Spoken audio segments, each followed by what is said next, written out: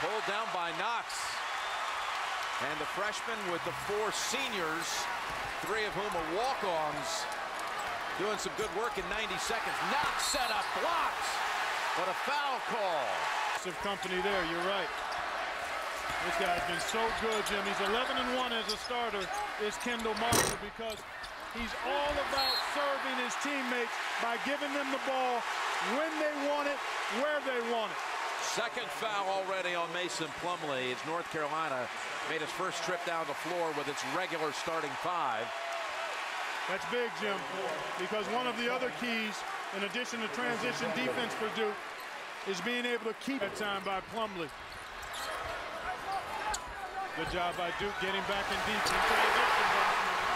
No help on the backside, and Kelly can't afford.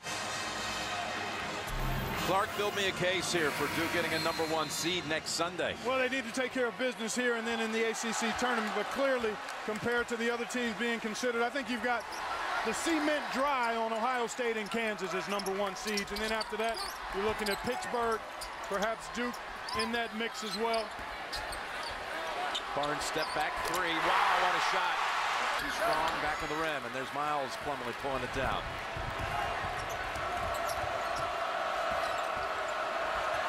Gets the screen and takes advantage. It's another shot from the outside. Boy, that's something to have that kind of firepower coming off your bench. Oh, count that basket. One team, maybe not defend the other team's best player. Smith dribbles through traffic and lays it in. Now they've switched it. I think there's still confusion. They call it on Miles Plumlee, his first. McDonald, yes. Point line on the season, but in ACC play, only 32%. Beautiful pass, Smith to Plumlee. Making the most of it. Yeah, a couple of baskets for him. As Strickland takes a shot over Smith and banks it home.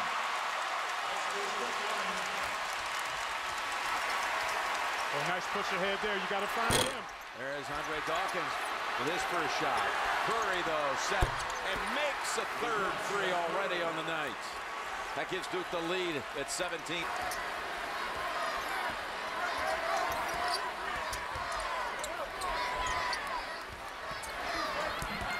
Watts on the blocks. Tips it up and in off his own. In Kansas are locked down pretty good. And then also, how do you see this very interesting field in terms of line of differentiation? That's a differentiator, partner. Tyler Zeller with the left-hand bang. Tyler Zeller twice taken to the basket and able to fight off his defender. Well, Jim, this is a game about can Duke defend well enough inside against Henson and Zeller, and can Carolina do a good enough job in transition and defending the three-point line? Mason Plumlee makes Singler baseline shot, yes. Look at this push ahead. Look at this push ahead, Jim. McDonald off the mid. 5 on the shot clock. Curry steps in, puts up the shot back of the rim. And it's Knox making some plays. Driving in, it's off the glass for Strickland and 2.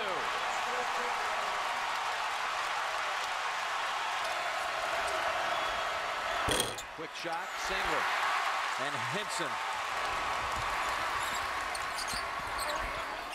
Behind the back, able to maintain control, pounce right back to Henson twice. They're really looking inside.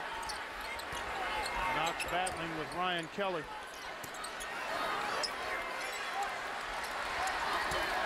Good help by Kelly. He's got to let his defender get through now. He didn't. Got there too late. Kelly did not let his guard get through to catch back up with Kendall Marshall and the freshman to dine inside. Duke really relies more on the drive-through approach, the three-point shot. 11-point Carolina lead. With the last 9 to the heels. Curry ends that stretch. Athletes, but certainly with Kyrie Irving and his rehabilitation from the toe injury. He's making good, steady progress. And how about Miles Plumlee? What about his contribution, Jim, off the bench? 7 points. What the next factor he's been is Henson, though. 22 to 8 points in the paint. And yet Duke with 2 more three-point field goals made and a free throw advantage. Only down 5, a 2-possession game right now. Right over Singh. Shot up in the face of most defenders.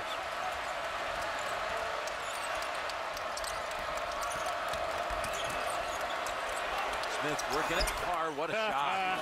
Wow. What an effort. Nolan doing his thing one-on-one. That's just excellent offense because I thought Strickland defended him well. Carolina shooting 56% here in the first half. How about Marshall? 4 dimes, 10 points, and a masterful job of running his team. Singler thought he'd get the call. No whistle. There's Marshall. Spins past Curry and does it again. Timeout, Dook.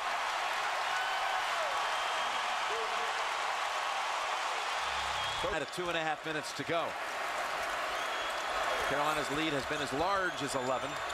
There's Kelly, and he's missed his 5 shots, all from beyond the perimeter. There's Barnes, and he gets another one from the outside. They rule it a 2. Season long. And last foul was on McDonald, his second. Barnes, his first miss from out there. He was feeling it. That was a heat check. He stepped right in and stepped back. He didn't miss it by much. There's an open look for a 3. Yes! McDonald. And that's the most first. Difference here, though, is that North Carolina has made perimeter shots. They did it all inside, I thought, in that game at Durham. They've balanced it nicely with attacks in the paint and also timely perimeter shooting. 4 on the shot clock. Knox. That's going to be called on Plumlee. So again, they're playing winner take all, if you will. Yep. For the ACC regular season outright title. It's just the 6th time they've ever met in the final game with the Smith and Curry out of Duke's total in the last 2 halves against Carolina. Going back to that big comeback. Yeah, in the second half. Can they do it again? There's Curry with a 3, and he had Plumlee open down to the baseline, but he took the open 3 and knocks it down. And just like that, it's down to 7. How about that? Makes it really tough for you to rotate effectively to the shooters when that ball moves. And Singler driving in, and the first 7 of the second half goes to Dook. Off the head of Zeller, and a foul call on Curry. Mental game it is, too, when you start, if you're the North Carolina side, start to think of the comparisons to when it all started to go terribly wrong. That Cameron didn't hit a shot from 3, 0-6 in the second half on that night. And there's a steal by Barnes, trying to turn the tide back, and Barnes drives in. What a move. What about the body control? Also affected the trajectory of that Zeller shot.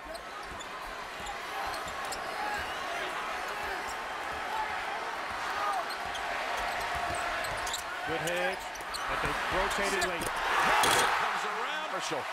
One of the greatest attributes a player can have is vision in this game of basketball. And he's got it. Tipped up, no. Kelly had a free shot at it. Barnes, he's going to step back and then give it up. Oh, he's got to take him. Yep. Got to go to work. And or play out of the double team. That's what happened. Leads to a Barnes 3. That is great basketball, recognizing the mismatch.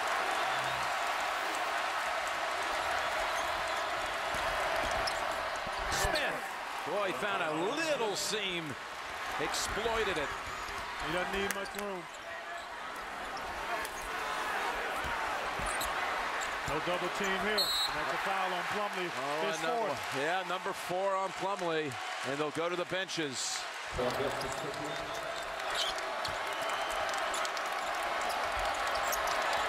Plumlee spins. Oh, he's blocked from behind by Henson. There's Kelly. Squared up. Dips out.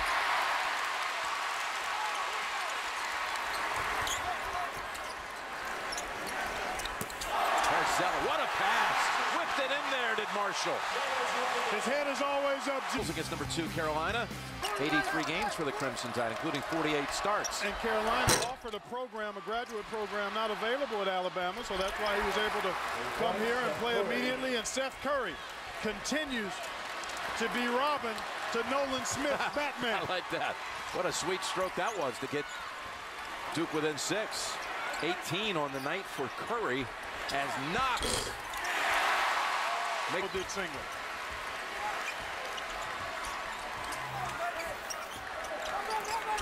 Zeller. And that is going to be on Mason Plumlee. And certainly Sean Miller at Arizona. Bo Ryan, you could always mention. Offensive foul. But he also has the ability to fire that ball quickly and get it to his teammates on time and on target. Your guys know if they get open and they're alert that he's going to get the ball to them. He takes great pride and pleasure in doing that. Look at the field goal percentage difference. Ball stripped out. That was Strickland who reached in and helped knock it away.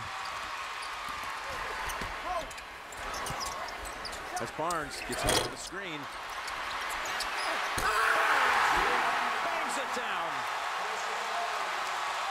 And it leads back to the halftime margin.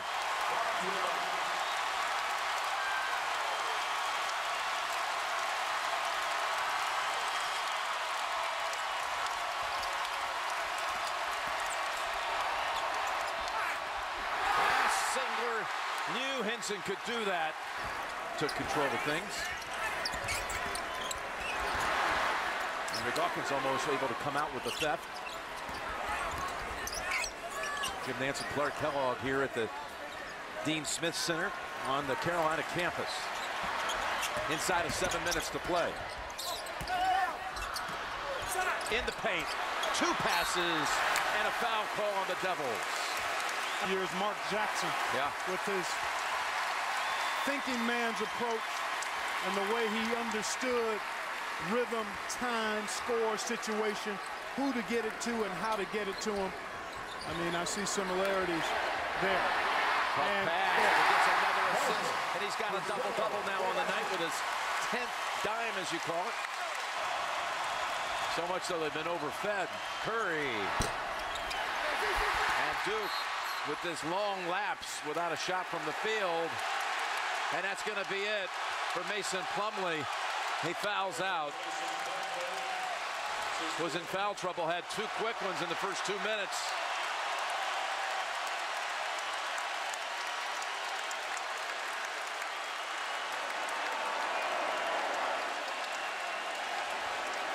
Had 9 rebounds on the night, didn't score, but was battling it all night long. Yep, anytime you get early fouls, it can throw you off rhythm the whole game.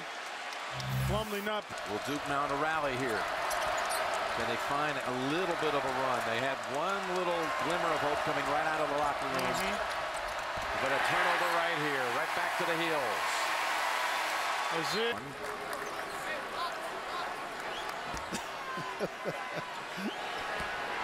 Margin most of the way. 1 field goal in the last 9:39.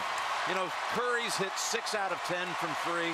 The rest of the Devils 0 for 16 from 3. And not much happening inside of the three-point line either, Jim, and that's where you really have concerns if you're Duke. Because you know sometimes that perimeter shot's just not going to be good enough for you. 4 on the shot clock, and look at driving in to put it away is Strickland. And that's the largest lead of the night at 15.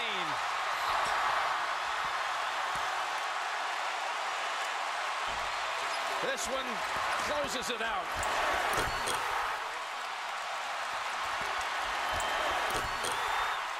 Well, another example of the explosiveness of Carolina and then the late rotations. There he is. He walks out with a W as North Carolina is the Atlantic Coast Conference regular season champion.